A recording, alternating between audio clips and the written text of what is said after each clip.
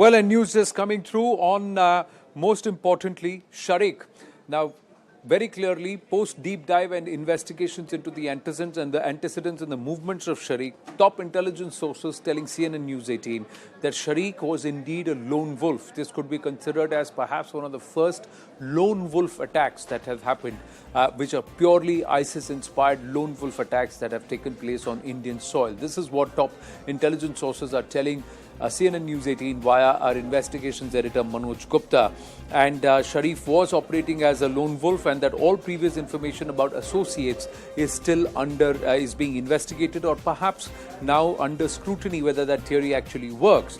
Now, what we are given to understand is that the investigations conclude that Shareeq is a lone wolf. He plotted attacks on multiple establishments. He was not fidain or did not have suicide tendencies. He wanted to conduct these blasts himself, orchestrate them and give them purpose. That's what. And he was highly radicalized. He gathered material for terror plots himself. Shareeq did not operate as a suicide bomber. He was not in touch with any gang or any other similar ISIS-inspired module. He was operating on his own. The probe continues into Shareeq's associations, but one aspect that stands out is that he was highly radicalized. An engineering student himself, Ritu of News 18 has gone down to Shivamogga because Shareeq hails from Shivamogga. This entire incident started soon after the fracas that happened around the Independence Day celebrations on the 15th of August in Shivamogga. There were clashes, and thereafter there was a death. And then the blasts on the banks of the Tungabhadra, where two were arrested, one had escaped, and that person was Shareeq himself. So all these details have come forth, and Ritu is now trying to tell us how Shareeq and Mateen Taha, they were living very close to each other. We are right now reporting directly from Tirthahalli in Shivamogga, and just behind me is the house of the Abdul Mateen Taha, who is absconding for quite a long time. Family members do not have any kind of the connection with him. He has never tried calling his parents to see whether how they are, also how their condition is, because both of them also happens to be very old. What we do know is the mother is inside now, but the father says that it is all now that the police had taken up. They are looking into it. We too been in trying to find him for a long time. Now that this whole incident from the Mangaluru blast comes into the light, police is now searching, especially the Arfat Ali as well as the Abdul Mateen Taha, because they will be crucial for the police as well. He also has a boundary of almost rupees 2 lakh on him. He is also wanted in the alleged ISIS Al-Hind Bengaluru module case as well. But now the investigation is on, and police is searching for both of them now.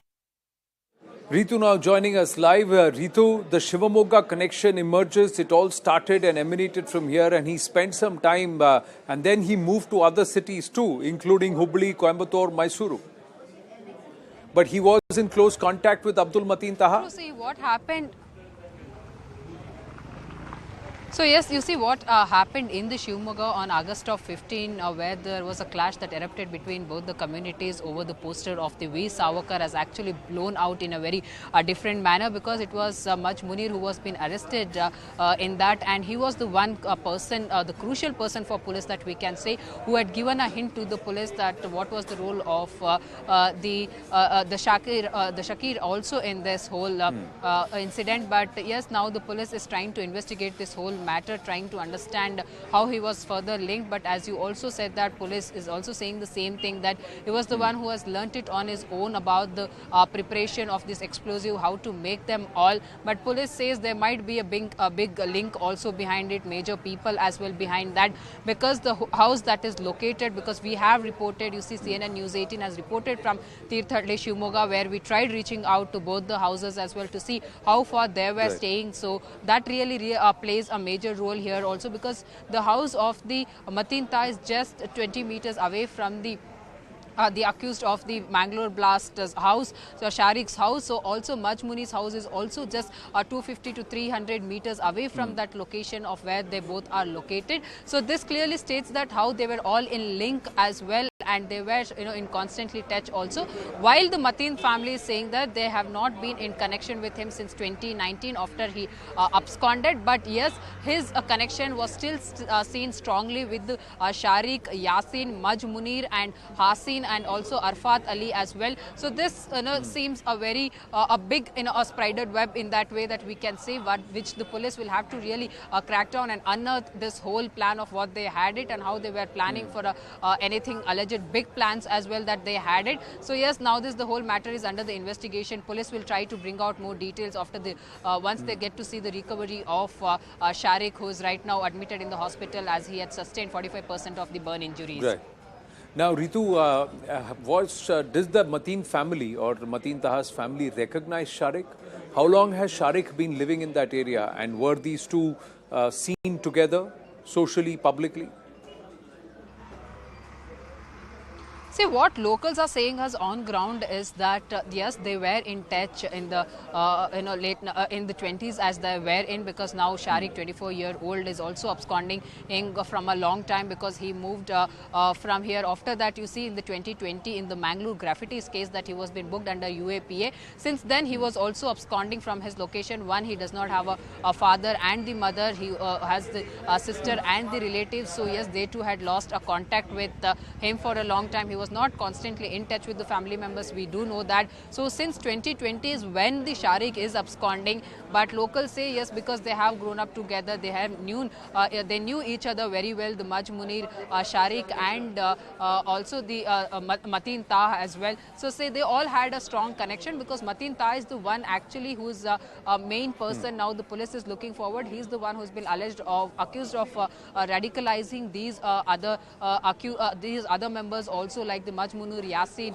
Hussein and Shareeq too. But Shareeq happens to be very clever and intelligent in that way that he really started learning things on his own, but he was seeking the help of the Arfat Ali, who was helping him out with the financial aid, and the Mateen Tah with the explosive materials, because police did track that how he was purchasing few explosive materials online also and offline too. It's the Mateen Tah in fact who has also taught about the Bitcoin Bitcoin establishment, the Bitcoin business also to the Shareeq too. So that also shows that how close connection they all had it, though they weren't in connection with the family members.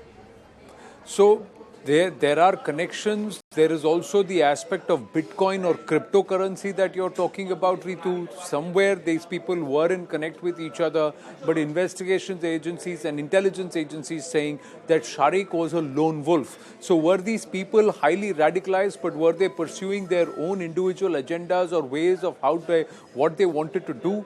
That is again a big question mark, and we'll wait for more intelligence details or investigation details to surface. Ritu, thank you. Great job done. Thank you for your inputs. Let's quickly